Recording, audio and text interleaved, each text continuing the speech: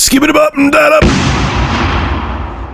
What's going on, ladies and gentlemen? This is Rich of Review Tech USA, and recently IGN released an article going over the specifications of the PlayStation 4. Now, these rumored specs for the PlayStation 4 are very interesting for a couple reasons. One, they are a lot more anemic than the other rumored specs that says the PlayStation 4 would utilize an AMD Radeon HD 7950. This new article from IGN says it would utilize an AMD Radeon HD 7670 GPU, which is identical to the 6670 GPU that's rumored to be in the Xbox 720. They are also saying the main processor in the PlayStation 4 will be the AMD A8 3850 APU. Now, although Sony utilizing an AMD APU for their next-gen console was still a rumor, there has to be some truth to it because this rumor has been spreading around the web for a while. I remember seeing an article a year ago talking about how Sony is going to use an AMD APU for their next-gen console. But anyway, let's get on to the main event of this video. Let's compare the rumored specs of the Wii-U to the PlayStation 4 and see who comes out on top.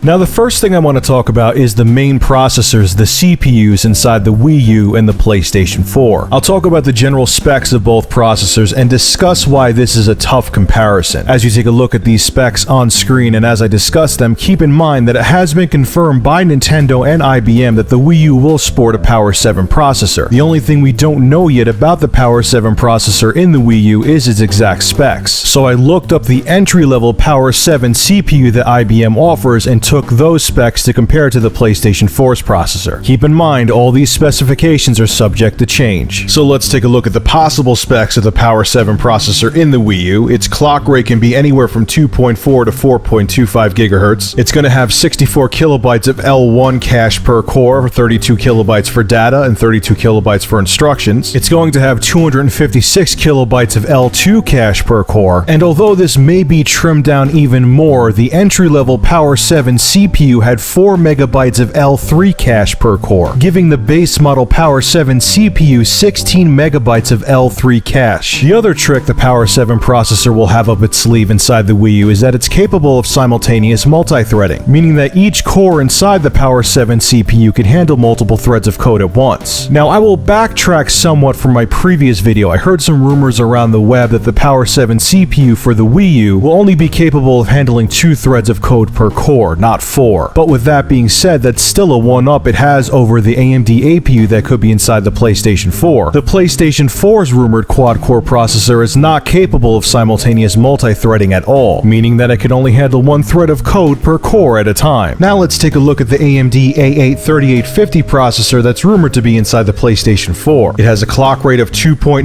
gigahertz. It has 128 kilobytes of L1 cache per core, 64 kilobytes for data and 64 kilobytes for instruction. It has 1 megabyte of L2 cache per core, and it does not have any L3 cache. Now, at this point, you're probably thinking, Rich, it's obvious which processor is the clear winner here. It's going to be the Power 7 CPU inside the Wii U. But it's not 100% clear who is the better performer here for a couple reasons. One is that the architecture of the Power 7 CPU and the architecture of the AMD APU are totally different. The Power 7 CPU that is developed by IBM runs on the RISC architecture, which stands for Reduced Instruction Set Computing. This means that it would take less lines of code for a processor based on the RISC architecture to execute a task than it would for a processor based on another form of architecture, i.e. the x86 architecture that the AMD APU that may be in the PlayStation 4 is based on. But it isn't that easy, like I stated before. Once again, it depends on how fast the Power 7 processor is clocked inside the Wii U, and although developers are very familiar with the RISC architecture, it's been around forever, they are also very familiar with the x86 architecture. So even though RISC processors are supposed to be more efficient on paper, developers still may be able to squeeze out an equal amount of performance out of the x86 APU inside the PS4 simply because they're so familiar with the architecture. It's been around forever. More than likely, the computer you're sitting on now watching this video has a processor that runs the x86 architecture. On top of that, the APU, the accelerated processing unit that's rumored to be inside the upcoming PlayStation 4, also has a trick up its sleeve as well. Incorporated onto the same die as the AMD quad-core processor is a 6560D GPU. This is a graphics processor that runs at 600 MHz and has 400 shader units. Now by itself, this is a very entry-level gaming GPU. You're only going to play current PC games at medium to low settings. However, if you combine this graphics processor with the AMD HD 7670 that's also rumored to be inside the PlayStation 4, this dual graphics setup can actually alleviate some of the workload off of the 7670, giving the PlayStation 4 a boost in graphics and performance. So like I said, we could look at the specifications of these processors as much as we want, but due to the fact they run on two totally different architectures and have totally different features, it's very tough to declare who the true winner is. Now let's take a look at the various graphics processors that are rumored to be inside the Wii U and PlayStation 4 and compare them head to head. Now again, it has been confirmed that the GPU inside of the Wii U will be based on the AMD R700 architecture, but just like the CPU, exact specs have not been confirmed. So although a consistent rumor has been around the web that the Wii U will sport an AMD Radeon HD 4850, to be totally fair, I'm going to do multiple comparisons of multiple rumored GPUs for both the PS4 and Wii U, both on the high end and low end of the spectrum. So let's begin. So what you're taking a look at here is the entry-level GPU specs for the PlayStation 4, hell you could even say the Xbox 720, and the Wii U. Keep in mind that the AMD Radeon HD 6670 and 7670 are identical when it comes to performance. Now before I get into the specifications of all these graphics processors, one big advantage the PlayStation 4's GPU will have over the Wii U's is that it is DirectX 11 capable. The GPU inside of the Wii U is only DirectX 11 10.1 capable. So right off the bat, there's going to be a whole list of features that the PlayStation 4 GPU can do that the Wii U's GPU cannot. Okay, anyway, enough disclaimers, let's start talking specs. The core and shader clocks inside the Radeon HD 6670 or 7670, whatever you want to call it, is 800 MHz for both. The core and shader clocks inside the Radeon HD 4770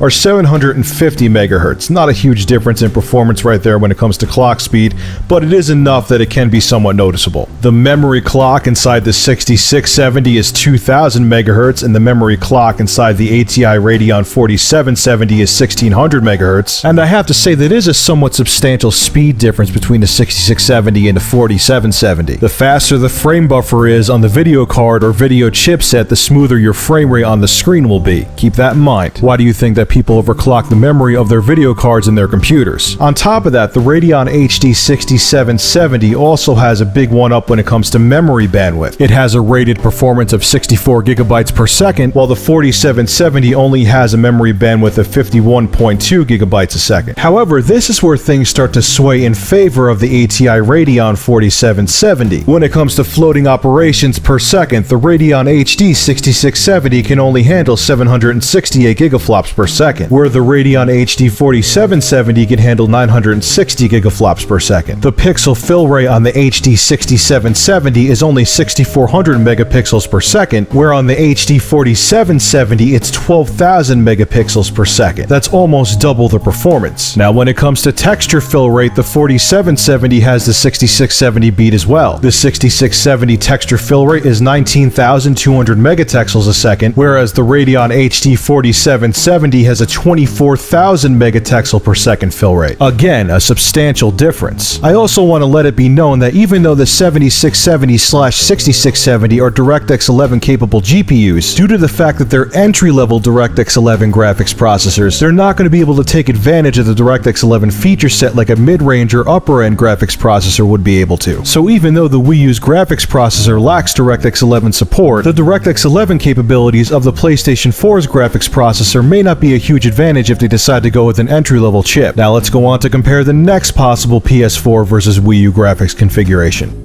Compared to the 4850, which is heavily rumored to be the graphics processor inside the Wii U, the 6670 does excel in certain areas. But even though the architecture of the 4850 is older than the architecture of the 6670, the Radeon HD 4850 also outperforms the 6670 in certain categories. The core and shader clocks of the 6670 run at 800 MHz, while the core and shader clocks of the 4850 run 175 MHz slower at 625 MHz. The memory clock of the 6670 6670 is over double the speed of the 4850, with the memory in the 6670 running at 2000 MHz and the memory clock of the 4850 being only 993 MHz. But clock speeds aren't everything, and this is where things get interesting and the 4850 starts to outperform the 6670. The memory bandwidth of both GPUs that you're looking at here is almost identical, with the 6670 having a memory bandwidth of 64 gigabytes a second and the 4850 coming in at a very close second with a memory bandwidth of 63.552 gigabytes a second. So even though the memory of the 6670 is clocked at over double the speed of the 4850, they both have the same memory bandwidth, so their performance is going to be identical. And this is where the 4850 actually outshines the 6670. When it comes to floating operations per second, the rumored PS4 GPU can only handle 768 gigaflops per second, while the rumored Wii U GPU can handle 1000 gigaflops per second. Although pixel fill rates haven't been as important since DirectX 9 video cards have been released, the rumored Wii U GPU still outperforms the PlayStation 4 supposed GPU with a pixel fill rate of 10,000 megapixels a second, while the potential PlayStation 4 GPU only has a pixel fill rate of 6400 megapixels a second. And last but not least, let's look at the texture fill rate of both cards. The 6670 has a texture fill rate of 19,200 megatexels a second, with the Radeon HD 4850 outclassing it with a texture fill rate of 25,000 megatexels a second. So things are looking real good for Nintendo at this moment, right? Well, let's see how Nintendo's graphics processor will hold up if the other rumors about the PS4 hold true, and it receives a 7950 AMD GPU, which is much more powerful than the 6670.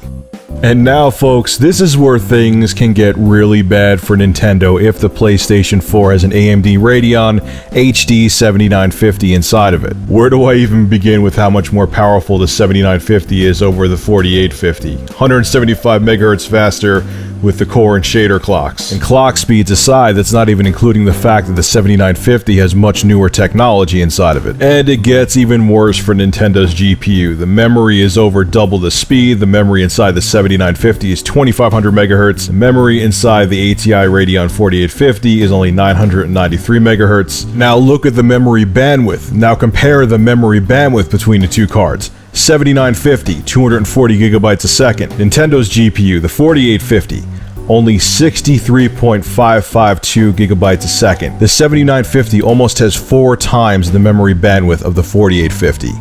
Ouch. Even more bad news. 7950 floating operations per second, 2,867.2 gigaflops per second. The Radeon HD 4850, only 1,000 gigaflops per second. Again, almost 3 times the performance coming out of the Radeon HD 7950. Same thing with the pixel fill rate. 7950, 25,600 megapixels a second. 4850, only 10,000 megapixels a second. The texture fill rate of the 7950 is 89,600 megatexels a second, and the texture fill rate of the 4850 is only 25,000 megatexels a second. Look, I'll end this video with this. If this is the scenario that actually happens where the PS4 gets an amazing GPU like the 7950, and the Wii U at best gets a 4850, or maybe Nintendo decides to cut costs even more and goes with the 4770, Nintendo's going to be in bad shape. They're going to be in the same shape they are now with the original Wii. Now, I know every fanboy is going to come to me and say, hey Rich,